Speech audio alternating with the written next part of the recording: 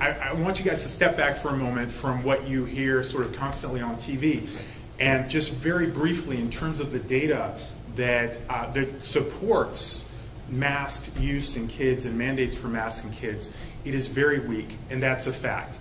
But there's a substantial gap between the quality of the data out there supporting masks in kids, yielding any benefit for kids whatsoever, factual, and what we're hearing from some of our public health leadership in other states and nationally. In Florida, we're going to stay close to the data, and we're going to let you know how we feel about the data.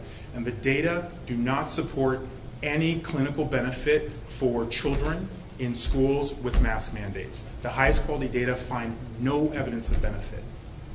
And we're going to stick with that because that's what the data show. And the other thing I'll just add is that, as a parent, hearing these stories of other parents and what they're going through and seeing other parents around the country, these are impossible situations parents are being put in. Putting a mask, something on the face of your child, that's a parent's decision. It's not a school's decision, it's not a school board's decision, it's not a governor's decision. It's no one else's decision except for the parent.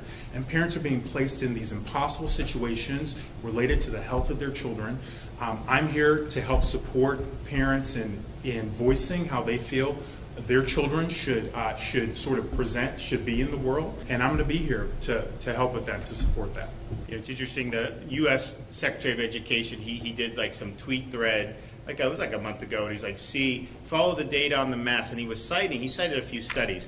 He cited one study from North Carolina which said forced masking of kids work, but it had no control group because that was required in every school. So they just said it worked without comparing it against what if you didn't do that, and people pointed that out immediately. Then he cited a study from the university, or from Wisconsin about it, and the researcher who did the study immediately responded to the tweet and said, we found no conclusive evidence on the forced masking, and basically said that you should not use my study to do that.